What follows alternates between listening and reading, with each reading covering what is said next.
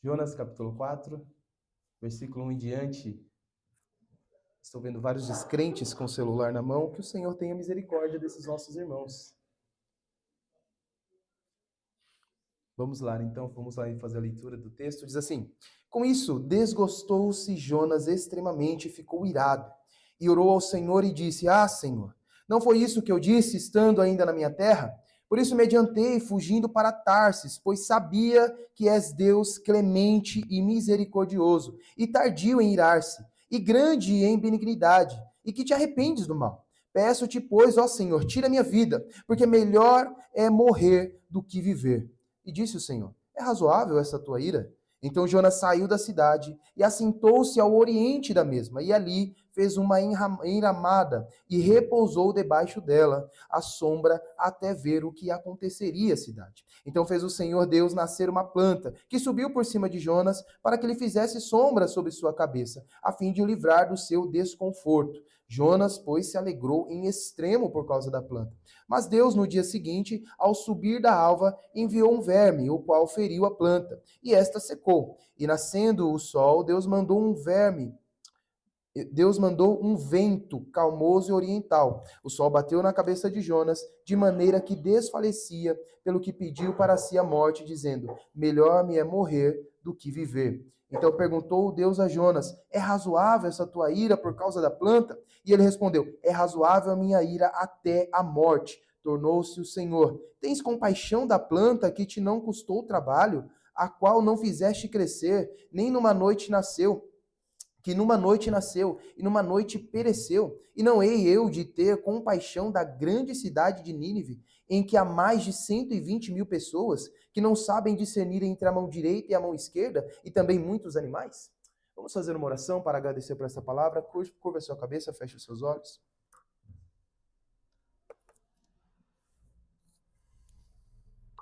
Senhor Deus e Pai, nós somos gratos a Ti, porque o Senhor é poderoso, justo, fiel e verdadeiro. É o Senhor quem fala conosco ao nosso coração. O Senhor fala conosco por meio da Tua palavra. O Senhor fala conosco por meio do Teu servo que está aqui pregando. Que o Senhor nos ajude a entender aquilo que o Senhor quer falar ao nosso coração, nos ajude a compreender estas verdades eternas, ó Pai querido, que falam a nossa vida. Que o Senhor nos edifique e nos fortaleça, que saiamos aqui, Senhor, fortalecidos, edificados, prontos para viver uma semana debaixo da Tua graça, da Tua misericórdia, edificados por Tua palavra, que aprendamos no meio da Tua palavra, Senhor, como devemos viver para Te glorificar, Te exaltar. Em nome de Jesus, essa é a nossa oração. Amém. Meus irmãos, nós chegamos então ao último capítulo do livro de Jonas. Nós estamos nessa série e fizemos aí 4 domingos. Primeiro domingo nós falamos da fuga de Jonas. A fuga de Jonas se deu por conta do seu interesse particular, que ele vai voltar aqui agora no capítulo 4 a falar disso, porque ele fugiu. Ele vai dizer: eu sabia disso, devia ter fugido mesmo, fiz certo de fugir. E era o seu interesse, era a sua vontade. Havia um conflito de interesses entre ele e Deus, e por isso ele fugiu. Na segunda exposição, no capítulo 2, nós vimos então a oração de Jonas. Ele foi lançado daquele navio, daquele barco, foi ali abocanhado por um grande peixe, e lá do ventre do peixe ele faz uma oração. E nós pregamos sobre essa oração, entendendo que Deus ouve mesmo a oração onde quer que estejamos, na situação em que estejamos, o Senhor nos ouve e nos restaura. E nós vimos essa restauração no capítulo 3. Capítulo 3 nós falamos de perdão e restauração, como o Senhor restaurou o chamado de Jonas, a missão que deu a Jonas, e colocou ele para pregar em Nínive. Agora nós encontramos no capítulo 4 a motivação de Jonas. Então nós vimos a fuga, a oração, a missão, e agora nós estamos vendo a motivação. Um grande pregador que fez um livro sobre Jonas, chamado Stuart Olyott, ele divide o livro de Jonas em 4 posições de Jonas. Primeiro, Jonas está de costas para Deus. Depois Jonas está de joelho, depois Jonas está em pé pregando a palavra lá em Nínive, e agora Jonas está aqui deitado ou sentado, ouvindo Deus falar. Nossa divisão aqui desse texto que nós lemos sobre a motivação vai ser em 4 partes, em que nós vamos aprender com Jonas como funciona a nossa motivação de vida, de interesse diante de Deus. Jonas vai mostrar aqui sobre o seu motivo. Quando eu era criança, eu aprendi que Jonas fugiu porque ele era medroso. Talvez você também, como eu, aprendeu assim, Lá na EBD a professora falou, olha, vamos falar sobre o profeta medroso, o profeta fujão, Jonas. Ele tinha medo dos ninivitas e não foi. Mas o capítulo 4 não diz isso. Jonas diz que não foi porque ele conhecia o Senhor e sabia que o Senhor ia perdoar aquela cidade. Meus irmãos, aqui nós vemos uma lição maravilhosa. O livro de Jonas nos mostra como Deus está mais preocupado com o profeta e o seu coração do que com a missão que deu a ele.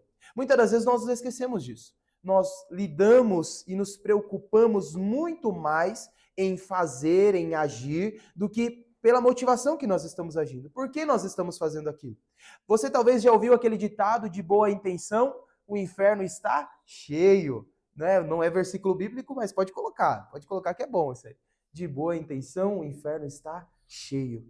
Porque a boa intenção não basta. Porque uma boa motivação não justifica o que você vai fazer. Talvez você diga o seguinte, olha, tudo bem, eu errei, eu fiz errado, mas olha, tem um bom motivo. Eu tinha uma boa intenção. A minha motivação era boa. Veja, com Jonas nós vamos aprender que boa intenção não basta e que uma motivação boa, que um motivo bom ao seu ver, ao seu querer, também não basta para fazer as coisas. O que nós temos que fazer é cumprir a vontade de Deus em nossa vida. É fazer a vontade de Deus em nossa vida. E nós vamos ver aqui um diálogo maravilhoso de Deus com Jonas. A primeira parte do texto, no versículo 1 e versículo 2, e quero que você acompanhe comigo aí, fala sobre a motivação de Jonas. Diz assim, com isso desgostou-se Jonas extremamente e ficou irado. E orou ao Senhor e disse, Senhor, não foi isso que eu disse? Estando ainda na minha terra, por isso me adiantei fugindo para Tarsis, pois sabia que és Deus clemente e misericordioso, e tardio em irar-se, e de grande em benignidade, e que te arrependes do mal. Veja que a motivação de Jonas começa sendo como a nossa, uma motivação que é banhada, carregada, baseada em autojustificação. Você sabe o que é autojustificação? É o que nós fazemos. A nossa vida, muitas das vezes, caminha só na medida de autojustificação, só na base de autojustificação. Tudo que você faz, você tem um bom motivo para ter feito. Jonas está dizendo, olha, eu fugi mesmo. Olha, eu estava lá no navio, não orei mesmo. Não fiz mesmo. Olha, eu queria desistir mesmo de pregar aqui. Eu queria desobedecer, mas é porque eu sabia. Por isso, olha, veja só. Jonas se autojustificando a Deus. Dizendo, por isso que eu fugi. Tá vendo? Olha lá a cidade, não aconteceu nada. Eu sabia que o Senhor ia perdoar. Agora vão invadir a nossa terra. Agora Israel não está segura. Agora, Jonas está se auto-justificando a Deus como se Deus não soubesse de tudo. Como se Deus não fosse onisciente e entendesse que o coração de Jonas é um coração corrompido, buscando a sua própria vontade. Quantos de nós não somos assim? Nos auto-justificamos o tempo inteiro. Mas também, olha só como é meu chefe. Tá bom, o pastor pregou lá que tem que ser um bom funcionário, mas olha como é a minha empresa. Tá bom, eu tenho que ser submissa ao meu marido, mas olha como ele é.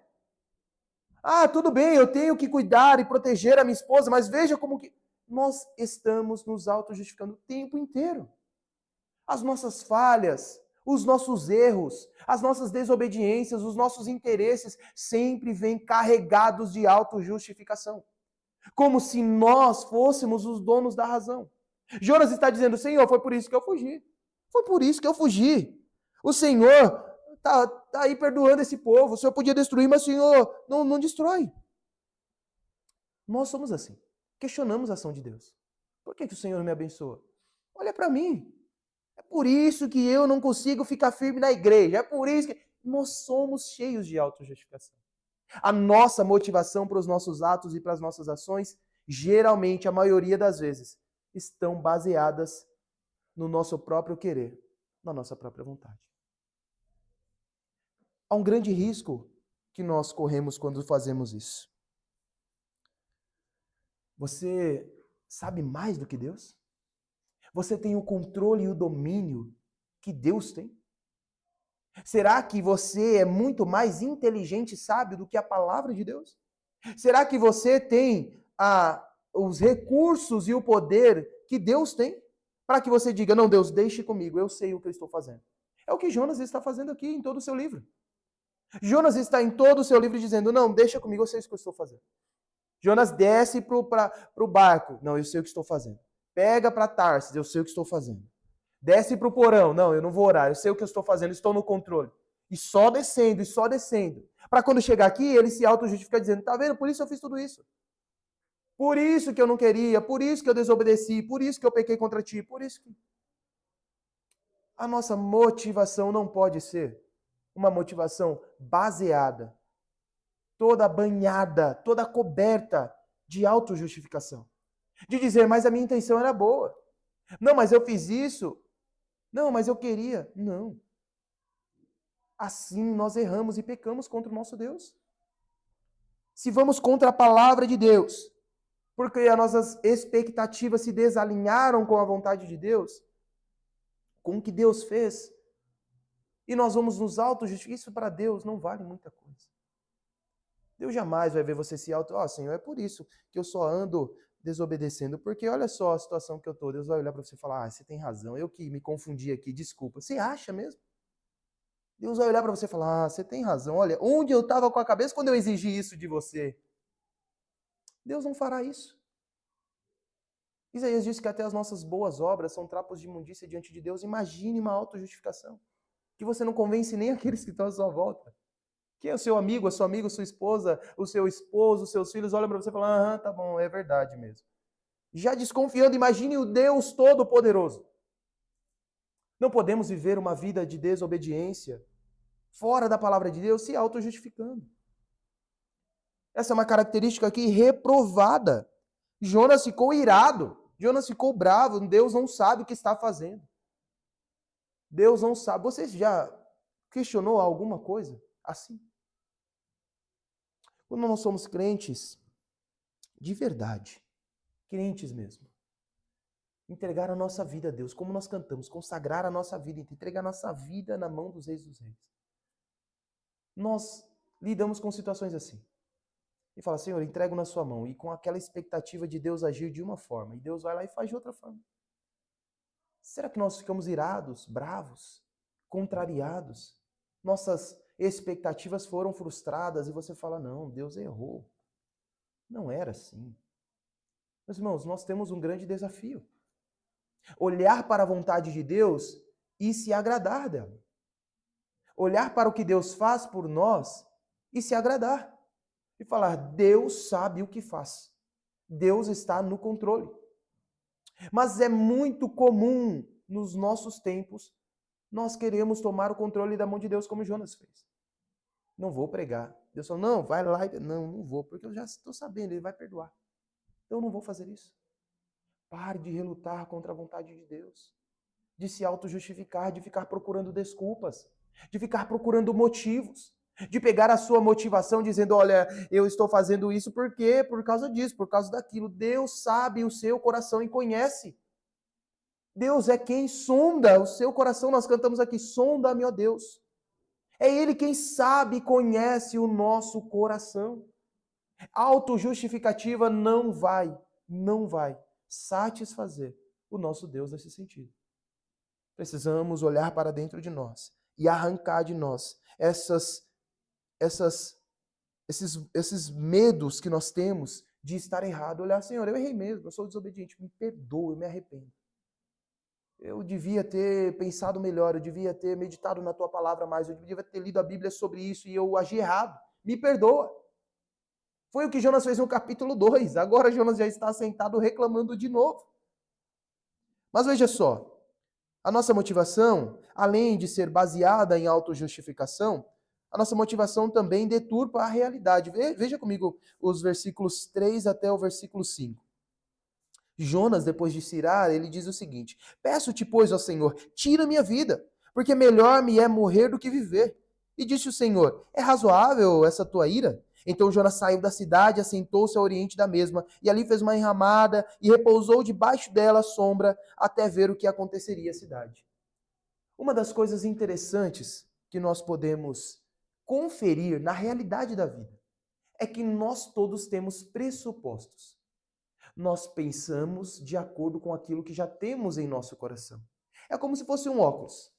Imagine só, se você tem raiva de alguém, se você não vai com a cara de uma pessoa, dependendo do que ela fizer, você vai reprovar.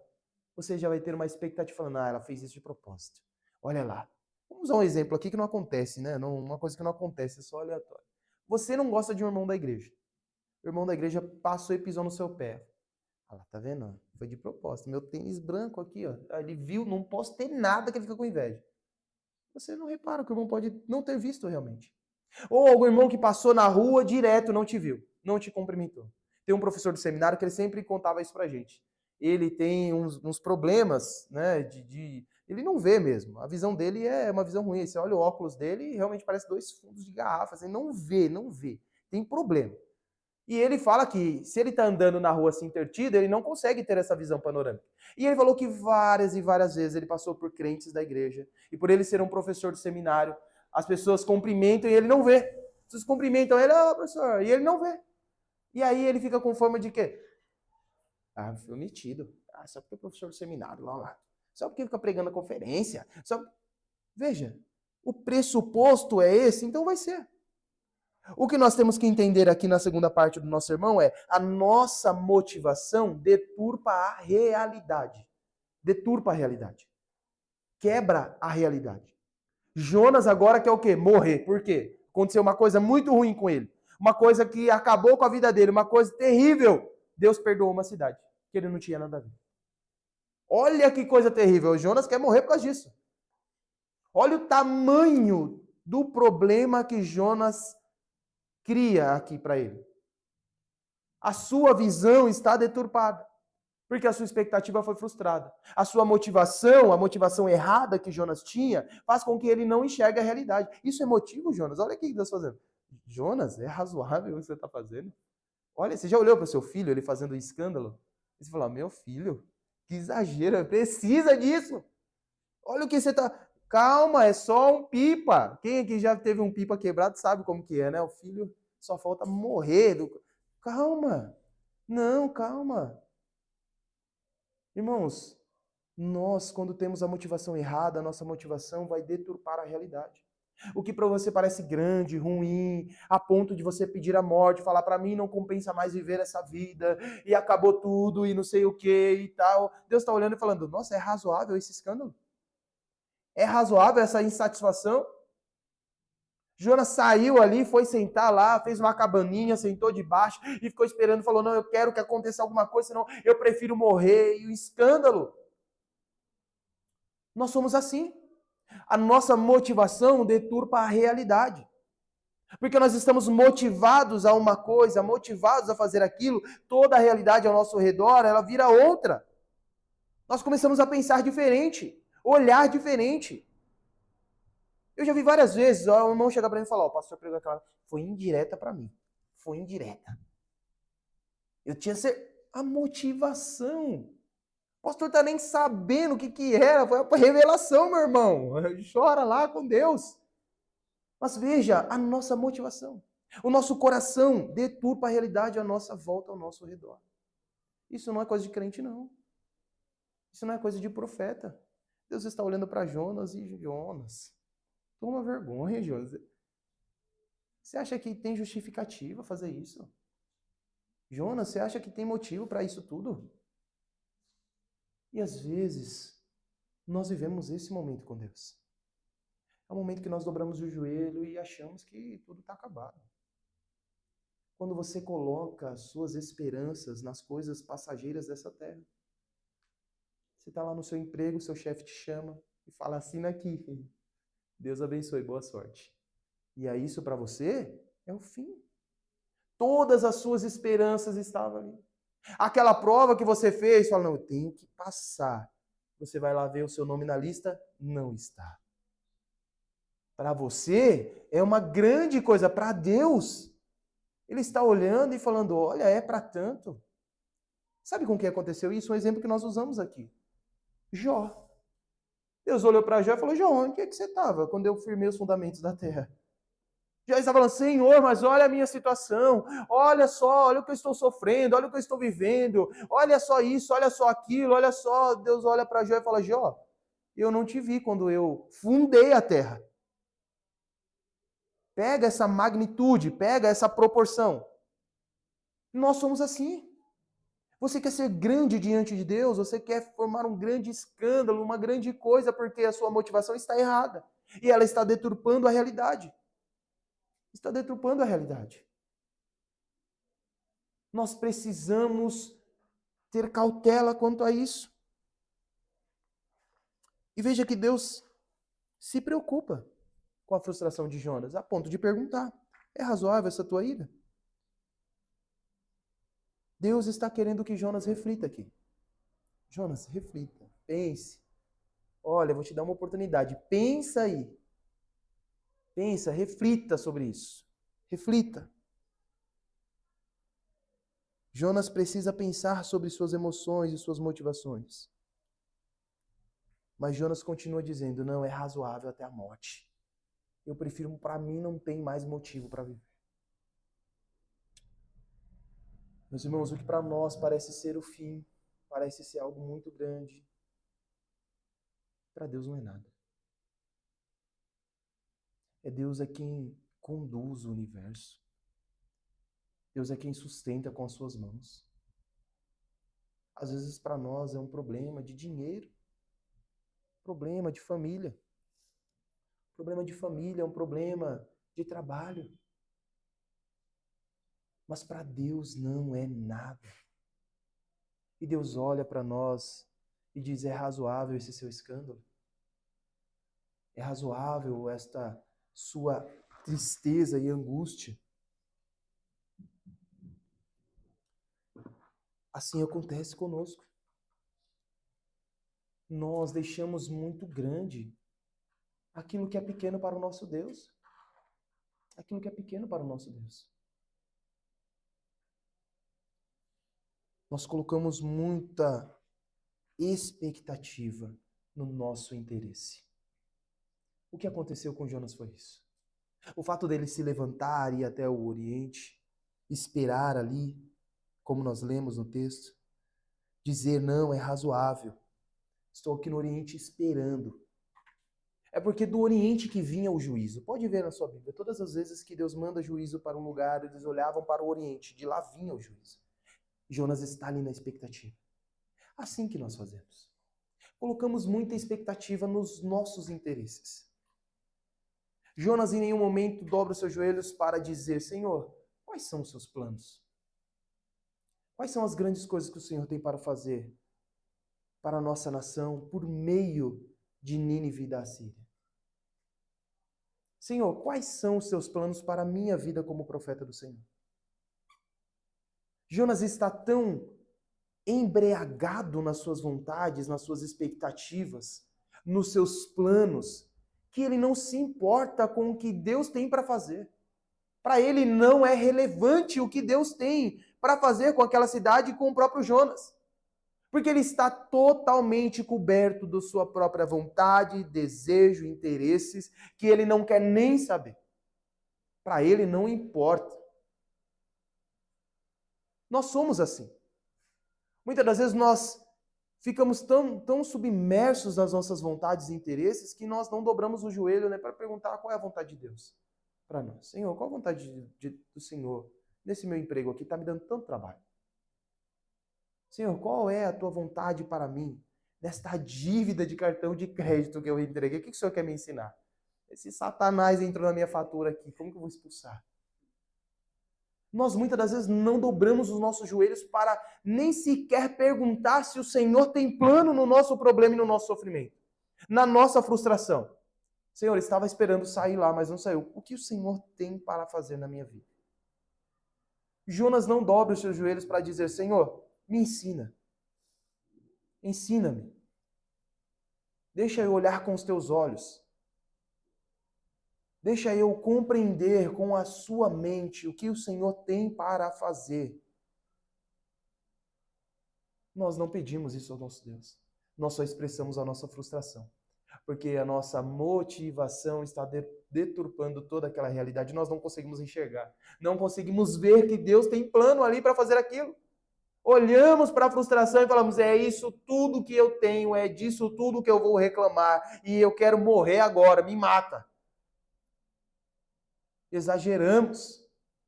Mas Deus nos chama a refletir, a pensar sobre a nossa motivação, sobre a nossa emoção, sobre a nossa frustração. Deus sempre tem a nos ensinar quando somos frustrados, assim como Jonas foi.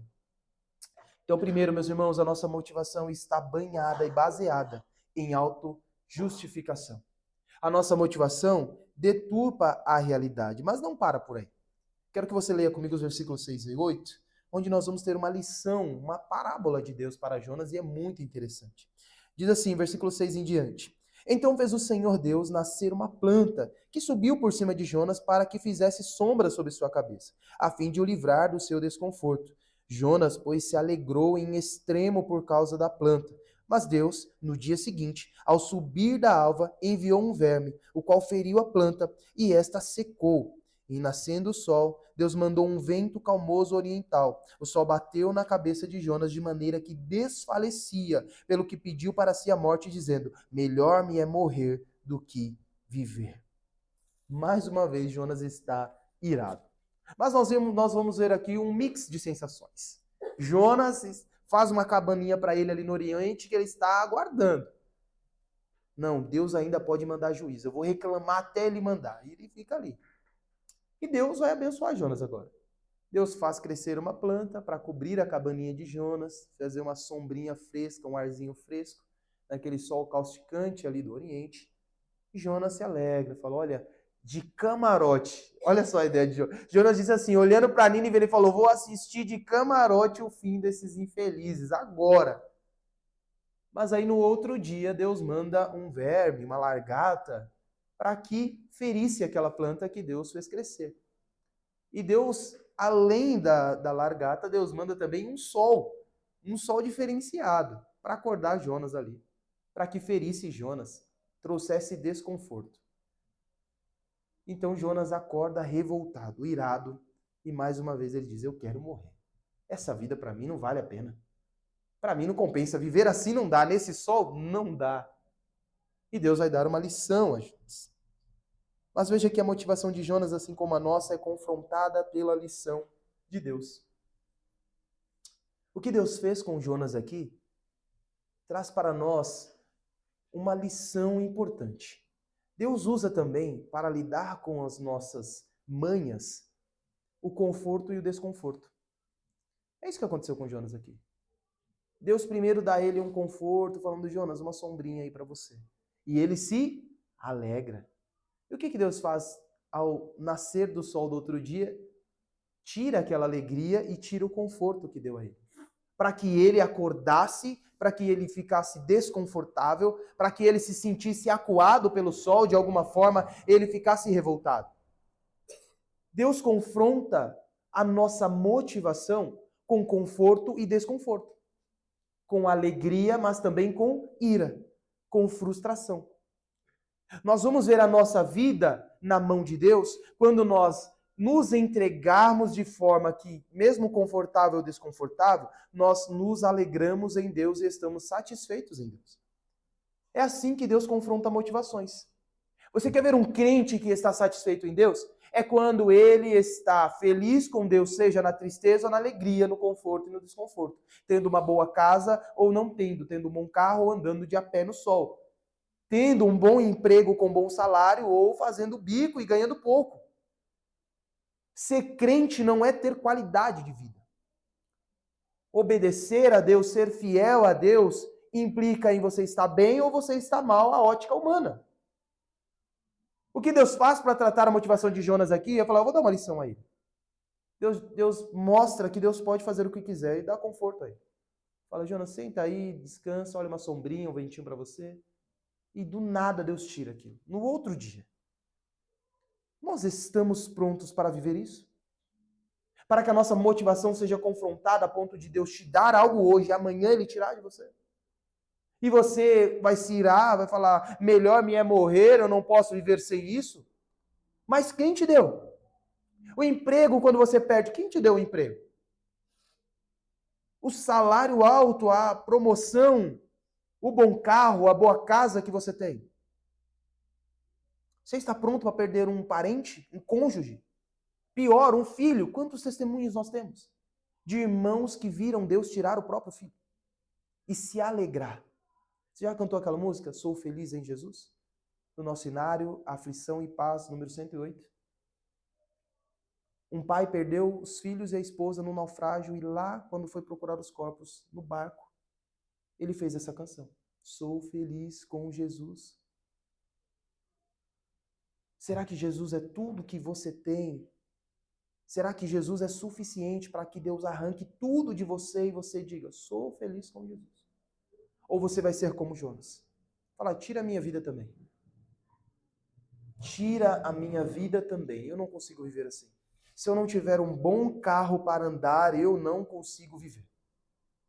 Se eu não tiver um bom salário para comprar e para viajar e para fazer o que eu quero, para mim não está bom. Pode me tirar a vida. Se eu não estiver a minha esposa, se eu não tiver a minha esposa, o meu marido aqui do meu lado, para mim não adianta. É muito romântico, mas não pode ser verdade. Tudo para você tem que ser Jesus. Tudo para você tem que ser Cristo, tem que ser a salvação. Nós aprendemos uma lição importante com Jonas aqui. Deus confronta a nossa motivação com conforto e com desconforto, dando a nós e também tirando, fornecendo a nós, mas também arrancando de nós. No Salmo 75 que nós lemos, nós vimos, é Ele quem dá e é Ele quem tira. É Ele quem faz descer a sepultura, é Ele quem faz subir de novo. É Deus quem nos abençoa, mas também é Deus quem nos prova. Tivemos a exposição aqui da carta de Tiago, e nós vimos Tiago falando sobre as provações dos crentes da igreja primitiva. Dizendo, ei, se alegre, viu, quando você for provado. Eu falei aqui, talvez algum crente lendo a carta de Tiago e dizendo, mas nós estamos morrendo, enforcados, sendo perseguidos, sendo queimados, jogados aos leões, vivendo privações sociais, sem emprego, sem poder comprar, vender, se escondendo. E Tiago dizendo, se alegre, Deus está trabalhando na vida de vocês. Nós, crentes de hoje, viveríamos assim. Viveríamos dessa forma, sendo provados assim. E ouvir Deus dizer, alegre-se. Jonas não conseguiu se alegrar diante da morte da planta. E ele disse, Senhor, melhor me é morrer. Tira a minha vida. Deus confronta a nossa motivação, meus irmãos. Deus passa no filtro. Deus passa no fogo a nossa motivação. A forma que nós estamos vivendo. Com conforto e com desconforto. As três partes que nós vimos até agora, primeiro, a nossa motivação é baseada em autojustificação. A nossa motivação deturpa a realidade. E nós vamos ler agora os versículos 9 a 11. Leia comigo. Versículos 9 a 11. Diz assim a palavra de Deus. Então perguntou Deus a Jonas, é razoável essa tua ira por causa da planta? Ele respondeu, é razoável a minha ira por causa da planta. É razoável a minha ira até a morte. Tornou o Senhor, tens compaixão da planta que te não custou trabalho, a qual não fizeste crescer, que numa noite nasceu e numa noite pereceu. E não hei de eu ter compaixão da grande cidade de Nínive, em que há mais de 120 mil pessoas que não sabem discernir entre a mão direita e a mão esquerda e também muitos animais? Meus irmãos, na última parte do nosso texto, nós vamos ver a motivação de Jonas agora sendo destruída. Destruída. Jonas simplesmente é arrasado por Deus aqui. Para você parece ser uma simples parábola. Mas Jonas está revelando a hipocrisia que ele tinha. Deus olha para Jonas e diz, olha como você é hipócrita. Então quer dizer que uma planta que você não teve trabalho nenhum, que não te custou nada, você tem pena, você tem misericórdia, você tem compaixão. E eu olho para a cidade de Nínive, e aqui Deus vai se referir a 120 mil, não habitantes, mas crianças, que não sabem discernir entre a mão direita e a esquerda. Ele não está dizendo que os ímpios daquela cidade eram inocentes, mas sim que havia ali no meio crianças, animais, aqueles que não tinham culpa do que os ímpios faziam. E Deus está dizendo, você acha então que eu não deveria ter misericórdia da cidade de Nínive? A motivação de Jonas aqui cai por terra. Ele começou lá se justificando, ele começou lá, Senhor, por isso, olha, o motivo é esse. Quando chega no final, não há nada. Por isso que o texto acaba com Deus falando. A última palavra não é de Jonas. A última palavra não é Jonas falando assim, Senhor, tudo bem, mas olha só, não tem réplica aqui. Não é um debate eleitoral. Deus diz a Jonas, Jonas, você teve misericórdia de uma planta. E veja como nós somos assim. A nossa motivação, geralmente, está banhada não só de autojustificação, mas de hipocrisia. Temos penas de um, temos pena de uns, de outros não. Nós somos hipócritas por natureza, a nossa inclinação nos ajuda com isso. Nós somos tão dóceis com um, tão misericordiosos com um, mas quando são outros. Você pode ver isso, eu sou pai de filhos aqui, você pode ver quando eu sou filhos, por exemplo. Se você faz distinção, claro que eu não faço, graças a Deus, de um filho e outro, mas se você faz isso, um filho apronta uma coisa, você é duro e tal. Aí o outro faz uma coisa semelhante àquela. Aí você, não, é porque sabe que esse aqui, ele tem umas... Às vezes ele esquece, sabe, e tal. Tratamos com diferença, fazemos acepção. Por que a Bíblia diz para nós não fazermos acepção de pessoas? Porque nós fazemos. Lá na carta de Tiago nós aprendemos também. Fazemos. Olhamos com um olhar de julgamento. Tratamos uns melhores que os outros. A hipocrisia está enraizada em nosso coração, só esperando você abrir a porta para que ela saia e mude a sua postura, a sua vida, o seu comportamento. É Jonas aqui. Eu quero morrer. Para mim não vale a pena viver assim. Olha o sol, olha só tudo isso. E Deus falando, Jonas, olha o exagero que você está causando.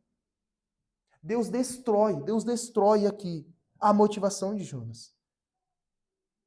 Nós vamos ver Jonas aprendendo de forma prática como Deus é clemente, misericordioso, tardio em irar-se e grande em benignidade. Porque ele já sabia disso teoricamente. Ele apenas estava falando isso. Mas aqui Deus mostra para ele. Meus irmãos, nós vamos ver na lição aqui que aprendemos com Jonas, como Jonas tem uma ira motivada por uma compreensão limitada da justiça de Deus. Do que é justo e do que não é justo. É limitado. Jonas não sabe. Jonas não entende. Jonas não vê. Pedir um coração para o Senhor. Senhor, dá-me um coração igual ao teu. Como nós cantamos aqui. É, Senhor, me ajuda a entender essas coisas como o Senhor está fazendo. Me ajuda. Me ajuda a eu ver o que o Senhor está... A ira de Jonas está vindo de uma visão limitada, de uma motivação deturpada, baseada em autojustificação, hipócrita, como nós vivemos a nossa vida. Quantas igrejas por aí estão cheias de pessoas que buscam na igreja autossatisfação, prazer, e os pastores das igrejas correm para isso acontecer.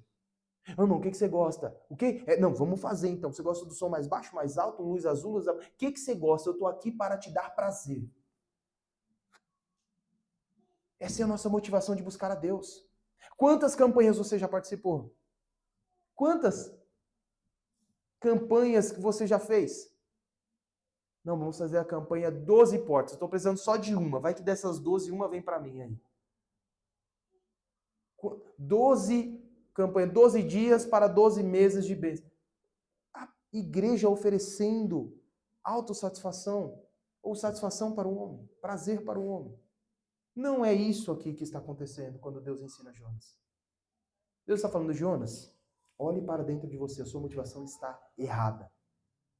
Buscar o seu interesse, a sua vontade, aquilo que você quer, está errado. Olhe para a minha misericórdia. A ira de Jonas está baseada num senso de justiça deturpado que Jonas tinha sobre Deus. Para ele é justo que Nínive seja destruída e que Israel prospere. Para Jonas é justo que Nínive seja destruída, subvertida e que Israel, a sua nação, prospere. Se Jonas pudesse pregar para Deus aqui, era isso que ele falaria. Senhor, não é justo que o povo de Deus, a nação escolhida, viva sofrendo a opressão desse povo ímpio, que não é o povo de Deus. É o senso de justiça que move a nossa motivação. Mas o nosso senso de justiça é um senso de justiça deturpado. Olhar para Deus e dizer, não é justo, Senhor, que eu viva uma vida assim. Não é justo, Senhor, que eu não tenha dinheiro para pagar as minhas contas. Não é justo, Senhor, que eu não tenha filhos ou que eu tenha filhos demais. Senhor, não é justo isso, não é justo aquilo. O nosso senso de justiça traz a nós este comportamento de ira, este comportamento de insatisfação com Deus. Mas o nosso senso de justiça é limitado assim como o de Jonas. Assim como o de Jonas. Meus irmãos, a misericórdia de Deus é extensiva, é inclusiva e desafia muito, em muito as nossas expectativas. Em muito. Essa semana nós fizemos uma panfletagem aqui no bairro para o evento das crianças aqui. E eu me lembrei de uma cena muito interessante enquanto eu panfletava. E eu não falei para ninguém. Eu lembro de quando eu era mais jovem e eu fazia esse evangelismo. Eu estava com os adolescentes aqui entregando panfleto. E nós fazíamos esse evangelismo. E entregava os panfletos. Entregava para as pessoas os panfletinhos. Talvez você já até recebeu algum na rua. E eu, quando eu passava em frente ao bar para entregar o panfleto, eu não entrava para entregar, porque eu falava assim, não, se a pessoa está no bar é que ela não quer saber de Deus mesmo. E eu ia embora. Olha só como o nosso senso de justiça e de misericórdia é extremamente deturpado. Eu passava e falava, não, um monte de gente bebendo, não quer saber de Deus, não quer saber de Deus. E ia embora. Eu sou o dono da salvação, olha só. Que maravilhoso. A misericórdia de Deus é extensiva, inclusive desafia as nossas expectativas. E inclusiva não é igreja inclusiva não, tá? Inclusiva é que Deus não exclui na sua misericórdia. Jesus disse isso. Ninguém que vem a mim, eu vou lançar fora. Aquele que vem até mim, de maneira nenhuma lançarei fora. Jesus disse isso. Jesus jamais vai dizer não para alguém. Jesus não vai dizer não para você. Ah, eu queria muito ser crente, mas Jesus não me aceita. Jamais isso acontecerá. Ele diz em sua palavra. A misericórdia de Deus é muito grande. E nenhuma misericórdia é maior do que a de Deus. Nenhuma graça é mais abundante que a de Deus. Nenhum perdão abrange mais do que o perdão de Deus. E esta misericórdia de Deus sobrepõe-se sobre a nossa justiça. Nós temos que aprender a celebrar a misericórdia de Deus, coisa que Jonas não conseguiu. E para nós encerrarmos, alguns desafios para você. Primeiro, examine suas motivações. Examine suas motivações. Pense por que você faz, por que você vive. O que te motiva a ir ou não para a igreja? O que te motiva a ser não crente? O que te motiva a pecar ou não? A viver do jeito que você vive? Qual é a sua motivação? Pense em situações em que você foi chamado a demonstrar misericórdia e graça e você agiu de forma diferente. Em que Deus te chamou para que você fosse misericordioso e essas oportunidades geralmente são as mais difíceis. É muito fácil ser misericordioso com alguém que gosta de você, está ao seu lado, te apoiando, te ajudando. É difícil mostrar misericórdia quando pisam no teu carro, quando te ferem, quando te ofendem. Quando você vai aprender os problemas de casais, você já deve ter ouvido isso. Quando o seu marido fala para você, mas os seus amigos, as suas amigas do trabalho, você não trata assim. Ou quando a esposa fala para o marido, mas quando os amigos do futebol, você não fala desse jeito. Sabe por que isso acontece? Porque quando os amigos do futebol erram lá, não afeta o seu marido. E quando as amigas do trabalho da sua esposa erram, não afetam ela. Mas quando um erra com o outro, afeta, impacta, faz diferença. Então, se o meu amigo erra, meu amigo falhou, não teve salário, não administrou direito o trabalho, não administrou o dinheiro dele direito, tá bom, tá lá, meu amigo tá lá. É em casa que eu pago as contas, não é na casa dele. Quando a esposa fala alto, grita, briga e tal, as amigas de trabalho estão lá rindo e contando piada com ela. Mas é em casa que ela faz isso. É assim que afeta. Nós temos que demonstrar misericórdia para aqueles que nos afetam. Para aqueles que de alguma maneira chegam até nós. E nós somos chamados a demonstrar misericórdia. É um desafio que nós temos hoje. Nós devemos acolher a misericórdia de Deus. Nós devemos nos comprometer com a pregação da palavra. Deus tem misericórdia a todos. E para encerrar esta pregação, eu quero que você preste atenção em 10 relações entre Jonas e Jesus. Para você ver que interessante. Quando nós vemos Jonas, primeiro, a desobediência de Jonas em contraste com a obediência de Jesus. Deus dá uma missão a Jonas, Jonas foge da missão que Deus lhe deu. Mas nós vamos ver lá em Filipenses 2:8 que Jesus foi obediente à vontade de Deus e obediente até a morte. Jesus é o Jonas perfeito. Nós vemos Jonas dormindo no barco e esta tempestade que Jonas está só é acalmada quando ele é lançado no mar. Mas Jesus, dormindo no barco, depois de acordado, ele acalma a tempestade. Sem sair do barco, ele fala para que a tempestade se acalme. Jonas clama do ventre do peixe, lá ele passa 3 dias. Jesus também passa 3 dias, mas ressuscita ao 3º dia. Foi Deus quem tirou Jonas do ventre do peixe, quem o cuspiu para a sua missão. Mas é o próprio Jesus que vence a morte e triunfa sobre a morte, saindo do sepulcro no 3º dia. A oração no ventre de Jonas era para se salvar e por misericórdia. Jesus intercede por nós. Enquanto Jonas no ventre do peixe ora por misericórdia, falando eu errei, Jesus intercede por nós, dizendo que ele é perfeito e que ele paga o preço. Jonas é resgatado do ventre do peixe, mas é Jesus quem resgata todos nós da morte através da sua ressurreição. Jonas foi enviado para pregar arrependimento aos ninivitas. Jesus foi para pregar arrependimento e instaurar o reino de Deus. Por Jonas vem a salvação dos ninivitas e por Deus vem a salvação da humanidade. Jonas fica triste pela misericórdia de Deus para os ninivitas, mas Jesus se alegra com a salvação de um pecador. Jonas senta fora da cidade para ver a destruição. Jesus é crucificado fora de Jerusalém para nos salvar. Jonas chora e se entristece por causa de uma planta que morre, mas o próprio Jesus é a videira verdadeira em que nós estamos aliançados, em que nós estamos presos, em que nós estamos firmados. O nosso Senhor Jesus é o Jonas perfeito, é o profeta perfeito, o rei e o sacerdote. Sem Jesus não há o que fazermos. Todos os aspectos morais de Jonas enfrentados por nós aqui são inválidos se não temos Cristo como nosso Salvador e Senhor. Todos. Só aprendemos a viver de maneira que agrada e satisfaz e glorifica a Deus com Cristo Jesus em nosso coração. Com Cristo Jesus em nosso coração. Vamos nos colocar de pé, fazer uma oração para agradecer a Deus por esta palavra e também para encerramento do nosso culto.